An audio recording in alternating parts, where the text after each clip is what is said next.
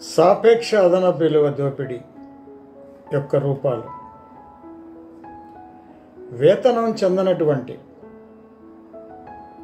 వేతనం దక్కనటువంటి శ్రామికుని యొక్క శ్రమ ఫలితమే అదనపు విలువ. అట్నే క్యాపిటల్ అనేది ఒక వస్తువు కాదు, ఇది ఒక నిర్ణీతమైన సామాజిక సంబంధం అని మార్క్స్ రాశారు. ఉత్పత్తి సాధనాలు, వివిధ రకాలైనటువంటి సరుకులు మొదలైనవన్నీ కూడా క్యాపిటల్ కాదు. ఇవన్నీ కూడా ఒక ప్రత్యేకమైన సామాజిక వ్యవస్థలోనే ఇవి దోపిడీ సాధనాలుగా మారతాయి. ఈ విధంగా మారడానికి వీలు కల్పించేటువంటి ఈ యొక్క సామాజిక సంబంధాన్నే క్యాపిటల్ అంటున్నాము. అదేవిధంగా ఉత్పత్తి సాధనాలన్నింటి మీద యాజమాన్యపు హక్కు కలిగినటువంటి ఒక వర్గం, ఆ ఉత్పత్తి సాధనాల మీద ఎలాంటి హక్కు లేనటువంటి మరొక వర్గం. ఈ రెండు వర్గాలకి మధ్యన ఉండే సామాజిక సంబంధమే క్యాపిటల్. ఇది పరిస్థితి. కాకపోతే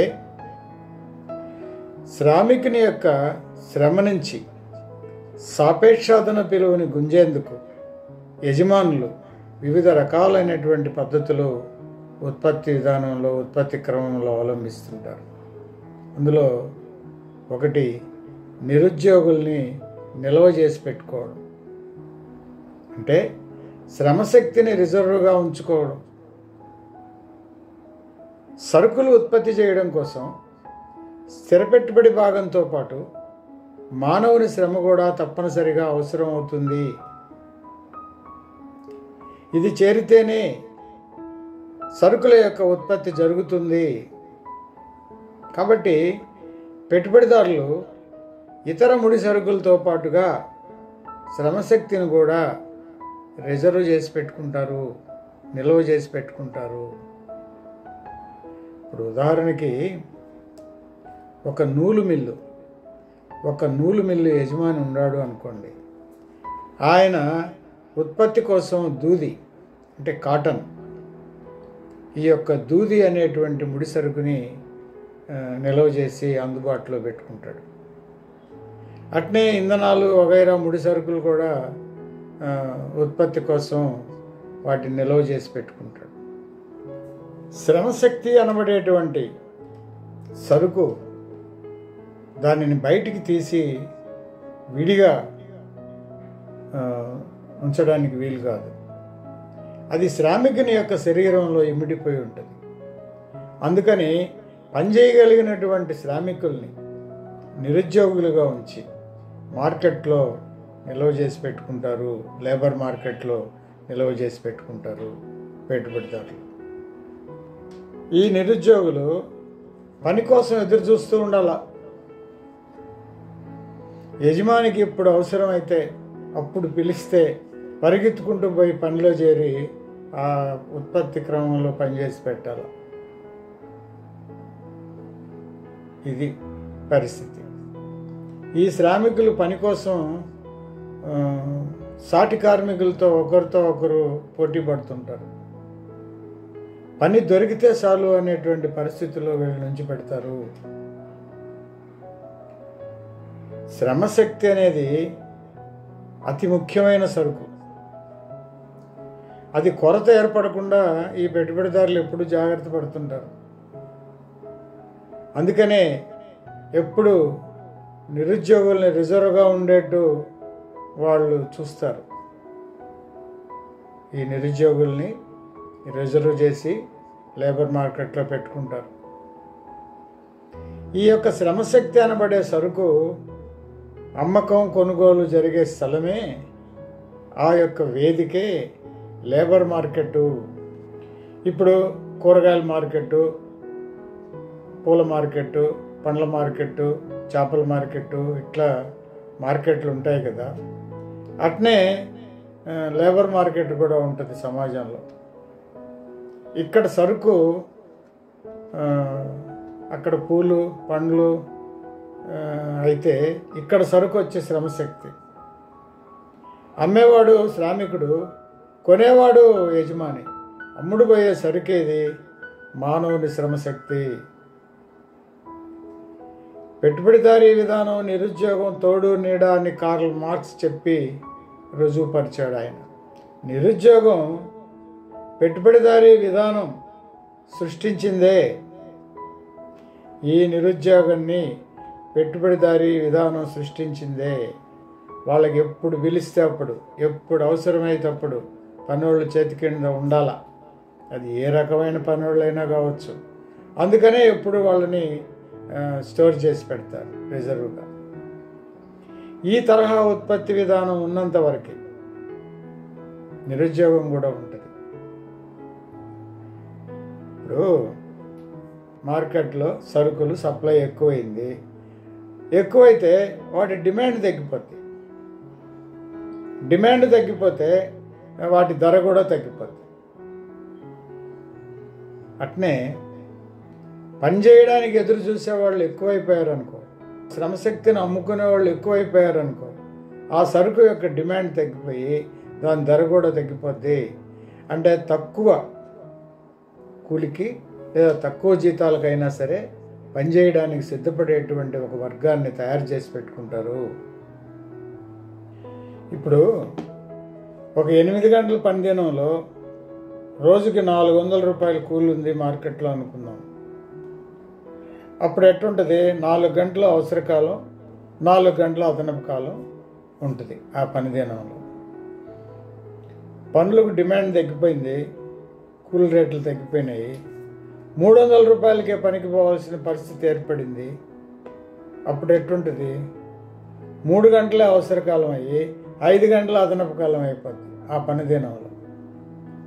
ఆ విధంగా యజమానికి సాపేక్ష అదనపు విలువలు మిగులుతాయి, దోపిడీ చేస్తారు. అట్నే రెండోది ఉత్పత్తి రంగంలో యంత్రాలు ప్రవేశపెట్టడం. గతంలో వ్యవసాయంలో ఎద్దుల బళ్ళు, నాగలి, పండ్లమాను, గుంటక ఇటువంటి వస్తువుల్ని, ఎద్దులు, దున్నలు ఇటువంటి జంతువులను ఉపయోగించి వ్యవసాయం చేసేవాళ్ళు.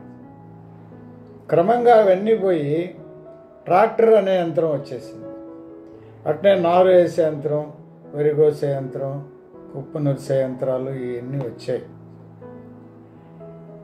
ఒక శ్రామికుడిని ట్రాక్టర్ మీద డ్రైవర్గా పెట్టుకొని ఆ వ్యవసాయాన్ని నడిపించేయచ్చు. ప్రధానమైన పనులు. మిగతా కూలీలకంతా కూడా పనులు లేకుండా పోతాయి. ఆ యంత్రం యొక్క మెయింటెనెన్స్ కొంత పోతే మిగతా ఆ తొలగించబడ్డ కూలీల డబ్బులన్నీ కూడా యజమానికి సాపేక్ష అదనపు విలువగా మిగిలిపోతుంది.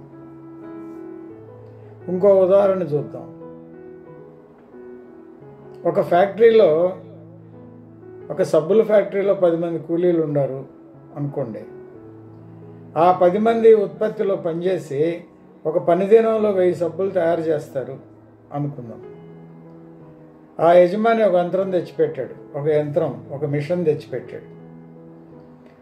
5 మందితోనే ఆ మిషన్ యొక్క సహాయంతో సాయంకాలానికి 1000 సబ్బులు చేసేస్తారు కార్మికులు. మిగతా 5 మందికి అక్కడ పని లేకుండా పోతుంది. ఆ 5 మంది కూలి డబ్బులు ఆ యంత్రం మెయింటెనెన్స్ పోను యజమానికి అదనంగా మిగులుతాయి. ఆ విధంగా సాపేక్ష అదనపు విలువలు యజమానికి మిగులుతాయి. ఇక్కడ మనం గమనించవలసిన అంశం ఏమిటంటే, ఉత్పత్తి రంగంలో కొత్తగా ప్రవేశపెట్టేటువంటి యంత్రాలకు కానీ కొత్త టెక్నాలజీకి కానీ మనం వ్యతిరేకం కాదు. అయితే ఈ కొత్త యంత్రాలు, కొత్త టెక్నాలజీ అంతా కూడా ఆ శ్రామికుల యొక్క పనిని సౌలభ్యం చేసేట్టుగా ఉండాలి, అంటే సులభతరం చేసేట్టుగా ఉండాలి. అంతేగాని ఉన్న పని పోగొట్టేదిగా ఉండకూడదు. అది పరిస్థితి. ఇకపోతే మూడో అంశం ఆటోమేటిక్ యంత్రాల ప్రవేశం ఉత్పత్తి రంగంలో. ఇప్పుడు కన్వేయర్ బెల్ట్ లాంటి ఆటోమేటిక్ యంత్రాల ప్రవేశంతో కార్మికులు తీవ్రమైన పని ఒత్తిడి పెరగద్ది వాళ్ళ మీద. కార్మికుడు ఆ యంత్రం యొక్క స్పీడ్తో పోటీపడి పనిచేయాలి అనివార్యంగా. ఆ విధంగా యజమానులు కార్మికుల చేత అధిక శ్రమ చేయించి సాపేక్ష అదనపు విలువని దోపిడీ చేస్తారు. 4వది కొత్త కార్మికులతో పని చేయించగలగడం. కార్ఖానాల కాలంలో చేతి పనిముట్లతో కార్మికులు పనులు చేసేవాడు, సరుకులు తయారు చేసేవాడు పనిచేసి. క్రమంగా అందులో వాళ్ళు నైపుణ్యం గ్రహించి సామర్థ్యం పెంపొందించుకొని నైపుణ్యం కలిగినటువంటి వస్తువుల్ని తయారు చేసేవాళ్ళు, నైపుణ్యం కలిగిన కార్మికులుగా వాళ్ళు తయారయ్యేవాళ్ళు. ఈ నైపుణ్యం గల కార్మికుడిగా ఒక ఆయన తయారు కావాలంటే 10 నుంచి 15 ఏళ్ళు కూడా పట్టేది అప్పట్లో పని నేర్చుకొని. సరుకుల యొక్క నాణ్యత, ఆ నైపుణ్యం అంతా కూడా కార్మికుని యొక్క పనితనం మీద ఆధారపడి ఉండేది ఆ రోజుల్లో. ఉత్పత్తి రంగంలో కార్మికుని యొక్క నైపుణ్యం యంత్రాలకు బదిలీ అయిపోయింది. కార్మికుడు కొత్తవాడైనప్పటికి కూడా, ఆయనకి అనుభవం తక్కువ ఉన్నప్పటికి కూడా కొంచెం తరఫీదుతో ఆ యంత్రాన్ని కానీ నడిపించగలిగితే చాలు. ఆ యంత్రాలే నాణ్యమైనటువంటి రకరకాలైన వస్తువుల్ని తయారు చేసేస్తాయి. దీర్ఘకాల అనుభవం, నైపుణ్యం, పనితనం ఉండే కార్మికులు యజమానికి అవసరం లేకుండా పోయింది ఇప్పుడు. అందుకని కొత్త కార్మికులను పెట్టుకొని ఒక కొద్దిపాటి తర్ఫీదు ఇచ్చి యంత్రాల మీద పనిచేయించి ఆ నగిషీలు నైపుణ్యం కలిగిన యంత్ర సరుకుల్ని తయారు చేయగలిగారు. దీంతో కొత్త కార్మికులకి జీతాలు తక్కువ, పాత కార్మికులకి ఎక్కువ ఇవ్వాల్సి ఉండేది. ఆ తేడా యజమానికి మిగిలిపోతుంది. ఆ విధంగా సాపేక్ష అదనపు విలువలు యజమానికి దక్కుతాయి. ఇక్కడ మనం గమనించాల్సిన అంశం ఏమిటంటే, దీర్ఘకాలం అనుభవం, నైపుణ్యం గల కార్మికులకి ఎక్కువ జీతాలు ఇవ్వాల్సి ఉంటుంది. యజమానికి ఇప్పుడు అవసరం లేదు. కొత్త కార్మికులకి తక్కువ జీతాలకే పనులు చేయిస్తారు. ఆ జీతాలు మిగులుదలంతా కూడా యజమానికి సాపేక్ష అదనపు విలువగా మిగిలిపోద్ది.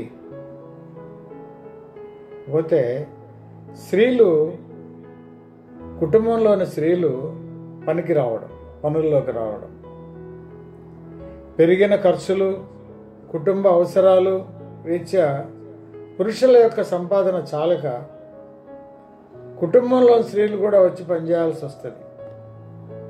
వస్తారు. దీంతో లేబర్ మార్కెట్లో కార్మికుల సంఖ్య పెరిగిపోతుంది. వాళ్ళ మధ్య పోటీ కూడా పెరగదు.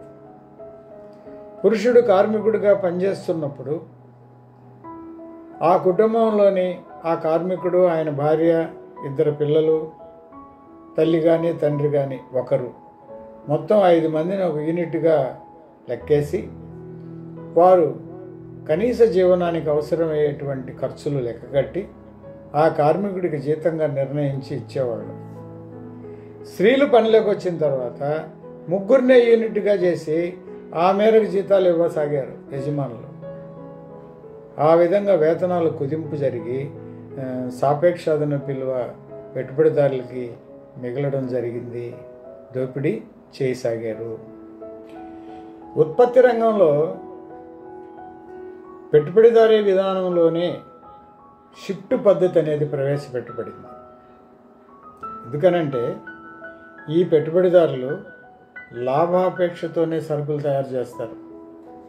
లాభమే వాళ్ళ ప్రధానమైన దృష్టి. ఇంకే ఇతర విషయాలు వాళ్ళు ప్రధానంగా దృష్టిలో పెట్టుకోరు. ఏం చేస్తే లాభం వస్తుంది, ఎట్ట చేస్తే లాభం వస్తుంది అనేది వాళ్ళకున్న ప్రాథమికమైన దృష్టి. ఆ విధంగా షిఫ్ట్ పద్ధతి ప్రవేశపెట్టారు. దీనివల్ల ఏమిటంటే, ఒక స్థలంలో ఒక ఫ్యాక్టరీ కట్టి యంత్రాలు పెట్టి షిఫ్ట్ల వారీగా, అంటే వంతుల వారీగా కార్మికుల చేత పనిచేస్తారు.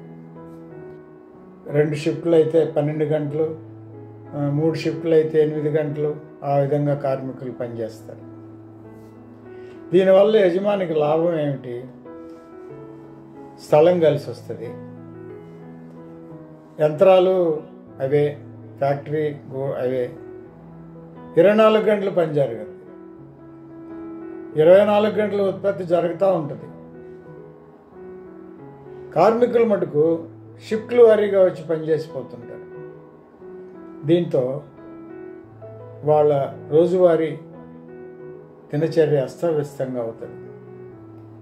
ప్రకృతి యొక్క నియమం ప్రకారం పగులు పనిచేయాలా, రాత్రులు విశ్రాంతి తీసుకొని నిద్రపోవడం జరగాలి. కానీ ఇక్కడ అటు ఉండదు. సూర్యోదయాలు కానీ సూర్యాస్తమయాలు కానీ కార్మికులకు తెలియకుండానే గడిచిపోతుంటాయి. దీంతో వారికి సహజమైనటువంటి నిద్ర ఇవి అస్తవ్యస్తంగా మారిపోతాయి. నిద్రపోవాల్సిన టైంలో మేలుకోవడం, మేలుకోవాల్సిన టైంలో నిద్రపోవడం జరిగి వాళ్ళ ఆరోగ్యం మీద కూడా దెబ్బతీస్తుంది. కుటుంబ నిర్వహణలో కూడా వాళ్ళు సరిగా ఆ కుటుంబానికి సంబంధించినటువంటి పనులు వాళ్ళు నిర్వహించలేరు. ఈ ప్రభావం వాళ్ళ కుటుంబంలో స్త్రీల మీద కూడా పడుతుంది. వాళ్ళు కూడా ఇబ్బంది పడతారు. అయితే యజమాని నిద్రపోయినా, విశ్రాంతి తీసుకున్నా, కూర్చున్నా, నిల్చున్నా ఉత్పత్తి జరుగుతూనే ఉంటుంది. ఆయన రాత్రి పండుకొని ఉదయం లేసేటప్పటికే ఆయన సంపద పెరిగిపోద్ది. ఎందుకంటే ఉత్పత్తి జరుగుతూ ఉంటుంది, లాభాలు వచ్చి ఆయన అకౌంట్లో చేరిపోతూ ఉంటాయి. అట్నే కార్మికులకు ఇచ్చేటువంటి భోజన సమయం, ఇటువంటి టీ బ్రేకు, ఇటువంటివన్నీ కూడా కొన్ని చోట్ల కుదిస్తారు, కొన్ని చోట్ల అసలు రద్దు చేసేస్తారు. పని చేయించుకోవడమే పని. ఈ విధంగా ఆ యజమానికి అధికమైన లాభాలు సాపేక్ష విలువల రూపంలో వస్తాయి. అయితే ఇక్కడ ఒకటి అనుకోవచ్చు, యంత్రాలు అరిగిపోతాయి కదా తొందరగా రాత్రింబవళ్ళు పనిచేస్తే అని. అరిగిపోయిన యజమానికి ఏమి నష్టంలే. ఎందుకనంటే పెట్టుబడిదారుల మధ్య ఉండే నిరంతరమైన పోటీలో, ఒకరితో ఒకరికి ఉండే పోటీలో 2 ఏళ్ళకి 3 ఏళ్ళకి ఒకసారి కొత్త యంత్రాలు మార్కెట్లోకి వస్తాయి. పాత దానికంటే మెరుగైనటువంటి కొత్త వస్తుంటాయి. అందుకని అరిగిపోకపోయినా కూడా మరో పెట్టుబడిదారులతో పోటీ ఉంటుంది కాబట్టి ఇతనికి అవి పూర్తిగా వాడకపోయినా కూడా ఆ కొత్త యంత్రం వచ్చినప్పుడు పాత దాన్ని తీసేసి కొత్త దాన్ని పెట్టుకోవాలి, తప్పదు. లేకపోతే ఆ ఉత్పత్తిలో ఈ పెట్టుబడిదారుడు వెనకబడిపోతాడు ఎదుటివాడి కంటే. అందుకని ఇప్పుడు పూర్తిగా ఇరిగిపోయినా కూడా వాటి ఉపయోగ విలువంతా కూడా అతను పొంది వాటిని పక్కన పడేసి కొత్తవి పెట్టుకుంటాడు. ఆ విధంగా కూడా అతనికి లాభమే.